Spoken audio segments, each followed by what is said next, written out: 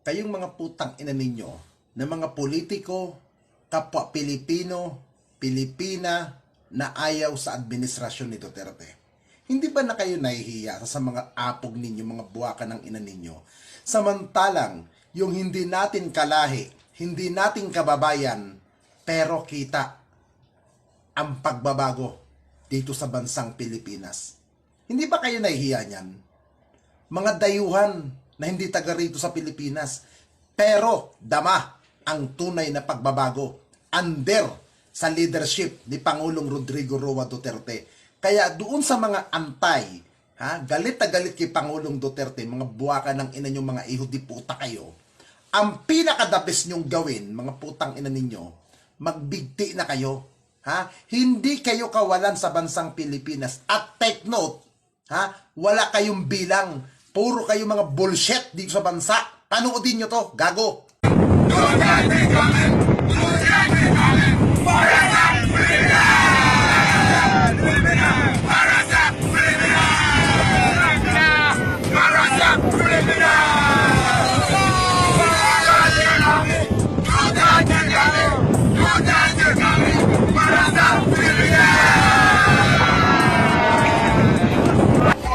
Maraming salamat po and mabuhay Filipinas. Thank you so much for coming. You know, it's an absolute honor and a privilege to be here. You know, I've been in love with the Philippines for some 30 years. I've been to the Philippines 55 times. I count the Philippines and Filipino people as my family.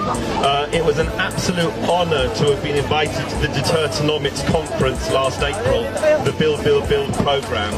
You know, I was able to hear so many improvements in the Philippines right now under President Duterte, with corruption down, poverty down by 14%, with a massive infrastructure spend never seen before in the Philippines.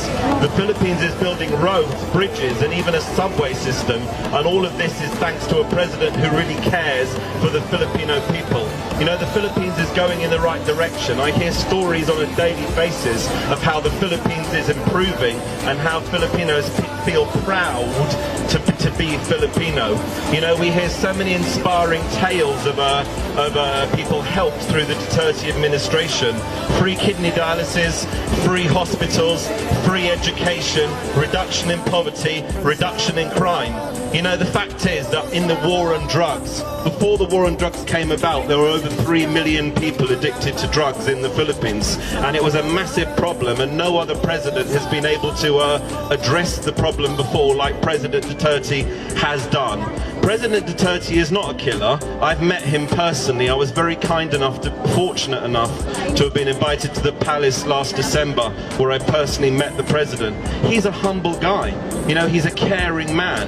When I met him, he smiled and said, "Thank you very much for coming. And before I forget, I'd like to wish you and your family a very Merry Christmas." Is this a person who's a killer? No, it's not. It's a person who cares for the hearts and soul of every single Filipino. As he said, he has the concern of 100 million Filipinos is his burden. This guy never stops working. He works 24/7. When I finished meeting him, he then made a speech to us, and he spoke to us for about 2 hours about what he was going to do. And he went on to say that he realized there was corruption in a particular government department, and in the morning he was going to sack that department. There's no questions, there's no ifs, there's no buts. If he finds an inch of corruption in the Philippines, he immediately does something about it. Before we finished our encounter, he shook my hand and said, "Thank you for understanding me. Mr. President, I do understand you, and I thank you very much for what you're doing for the Filipino people, what you're doing for my family. You know, you're an amazing leader. You know, there's never been a leader like you. The international community should be looking up to President Duterte. He's the greatest leader the Philippines has ever had. You know, crime is down by 50% in Quezon City, according to the recent report.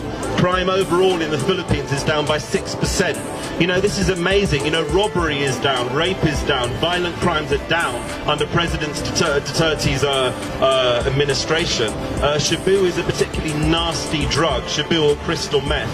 It completely changes the mindset of people, and they become vicious. You know, somebody under the influence of Shabu would be very, very aggressive. and this needs to be rooted out. Shabu was in the communities. I hear stories before, people telling me that in the barangays there was drug dealers, they were scared to walk out at night, they were scared to go around their friends because they were scared of people offering them drugs. It's different now. I meet Filipinos every day around the UK, and everybody tells me the Philippines is safer.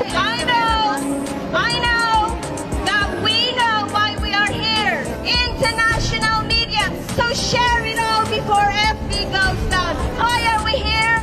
This time last year, we've done this. We will fight for him.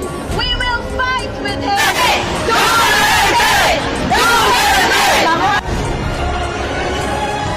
Walang pera at mahihirap. Sa totoo lang, sa ngayon, ako nandito ngayon, tumutulong pa rin ako sa pamilya ko hanggang sa mga mga apo ko na nag-aaral ngayon. Pero, katulad, hindi nyo ba naramdaman ang ospital libre, ang school libre? Ang paglabas sa airport ay libre na rin. Hindi nyo ba nakuha yan? Duterte lang! Duterte! Duterte! Duterte! Ang mga kurap alisay sa mundo ng Pilipinas! Presidente, di ba sabi nga po natin, our president is consistent. Ever since na naupo siya sa pwesto, yung mga sinabi niya, tinutupad niya. Isa-isahin natin yung mga ibang nalalaman natin. Una, itinaas niya ang sweldo ng kapulisan, pati ng sa militar. Dahil sila, yung mga frontman na lumalaban. We will fight for him. We will fight with him. We will not stop because he is worth it. Isn't he? Ang alab ipakita again.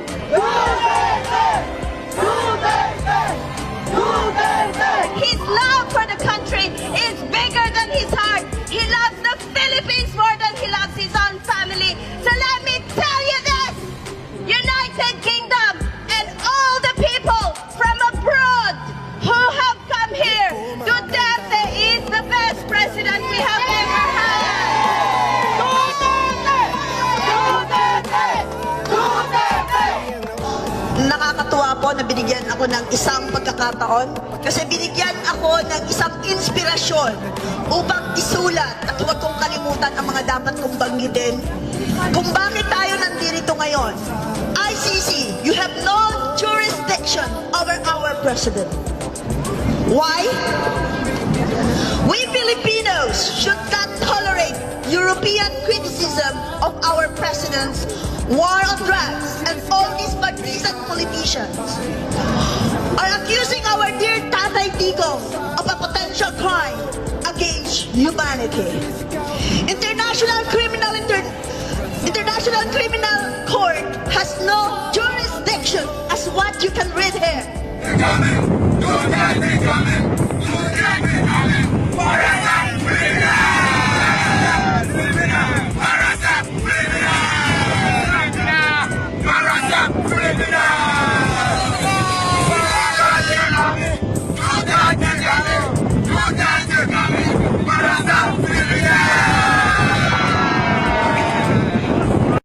Kita nyo, ibang lahi kung gaano ang pagsuporta sa administrasyon na to.